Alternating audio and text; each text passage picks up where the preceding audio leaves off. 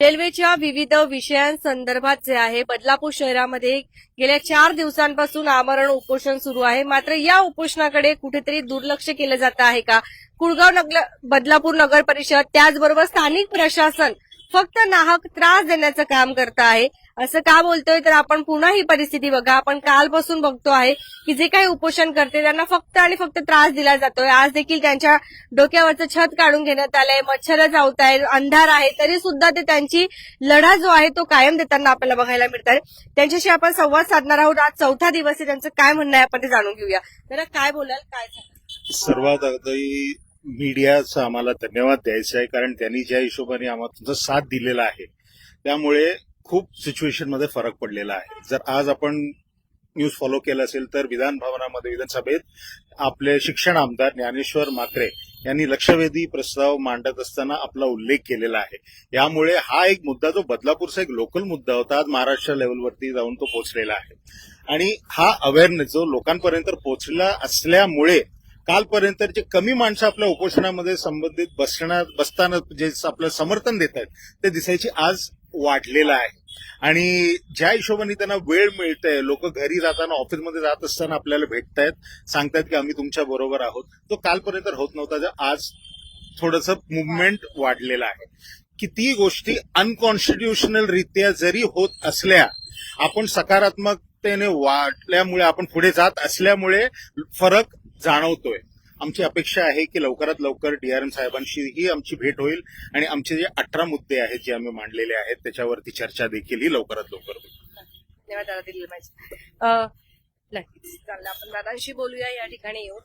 खरं तर या ठिकाणी आपण जर बघत असाल तर अतिशय भयंकर परिस्थिती जी आहे तिचा सामना करत रेल्वेच्या समस्या सोडवण्यासाठी इथे आमरण उपोषण सुरू आहे. कशा कठीणाई येत आहेत. आज 4था दिवस आहे, अंधार आहे, डास चावतायत. प्रशासन लक्ष देत आहे का कुठेतरी, काय वाटतं? अजून तरी प्रशासनाने काही दखल घेतलेली नाहीये. आज सकाळीच आम्ही सीओ साहेबांना भेटायला गेलो होतो, कारण काल 8 वाजता त्यांच्या अतिक्रमण विभागाने त्यांना सांगितलं असावं, त्यांना वरतून ऑर्डर होती, त्यांनी येऊन इथे आमचा जो मंडप होता आमरण उपोषणाचा तो मंडप त्यांनी काढून नेला, ती कारवाई केली. त्यानंतर आज सकाळी आम्ही गेलो, तिथे अर्ज केला रितसर पुन्हा परवानगीसाठी. ही जागा नाही तर दुसरी पर्यायी जागा द्या, परंतु जागा द्या. सीओ साहेबांना भेटायला गेलो, ते त्या ठिकाणी नव्हते, बिझी होते, कुठे बाहेर गेलेले होते. त्यामुळे ते आजही ती परवानगी राहून गेली. आज आम्ही या अवस्थेमध्ये इथेच आमचं आमरण उपोषण हे सुरू ठेवलेलं आहे.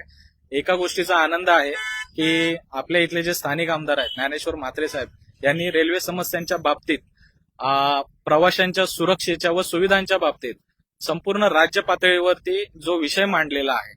आज आमरण उपोषणाचा 4था दिवस आहे आणि या 4थ्या दिवसामध्ये काल 3रा दिवस होता. काल त्यांचे सहकारी इथे येऊन गेले.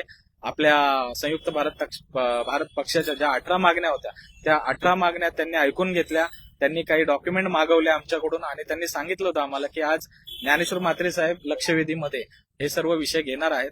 तर आज ते प्रत्यक्षात ज्यावेळेस घडलं तर त्या गोष्टीचा आनंद झाला.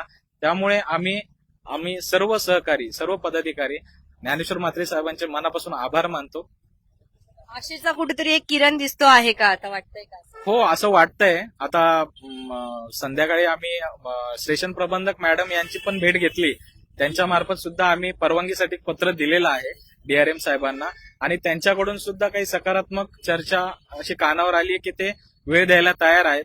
कारण म्हात्रे साहेबांनी तिकडे अधिवेशनामध्ये विषय मांडलेला आहे, आम्ही पत्र दिलेलं आहे आमरण उपोषण संदर्भात. आम्हाला शांततेच्या मार्गाने हे उपोषण सुरू ठेवायचंय. त्यामुळे स्टेशनच्या हद्दीमध्ये आम्हाला जागा मिळण्यात यावी या संदर्भातलं पत्र तिकडे त्यांना पोहोचलेलं आहे. मीटिंगसाठी ते वेळ द्यायला इच्छुक आहेत.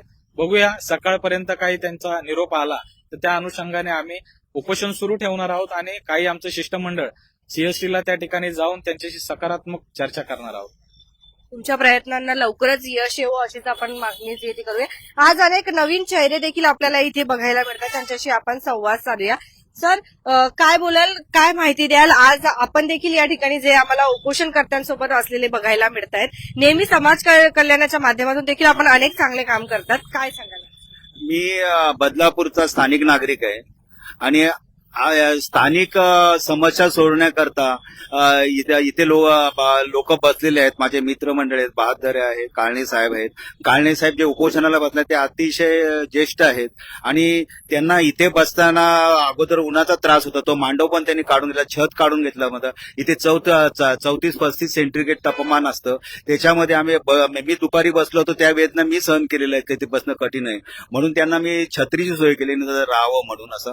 आणि इथे मच्छरही इतकेच आहेत की ह्या सगळ्या गोष्टी आहेत. आणि आम्ही जे आहोत ते स्वतंत्र भारताचे नागरिक आहोत. संविधानाने आम्हाला अधिकार दिलेले आहेत. जितकी भारत देशाला जितकी प्रतिष्ठा आहे तेवढी नागरिकालाही प्रतिष्ठा आहे.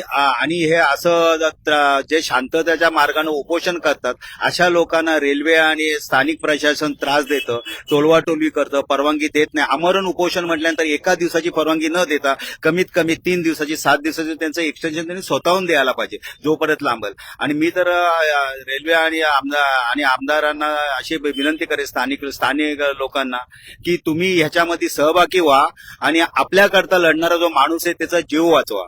कारण आज 5वा दिवस आहे. त्यांची परिस्थिती अतिशय वाईट आहे. कसे ते सतत बेचैन असतात. त्याच्यामध्ये त्यांचा बराचसा वेळ रात्रीचा मच्छर मारण्यामध्ये जातो. मच्छर मारण्यामध्ये त्यांना एखादा डेंगू वगैरे सारखा प्रकार होऊ नये. आणि याच्यामुळे असं जर केलं तर आपलं शहर बदनाम होईल.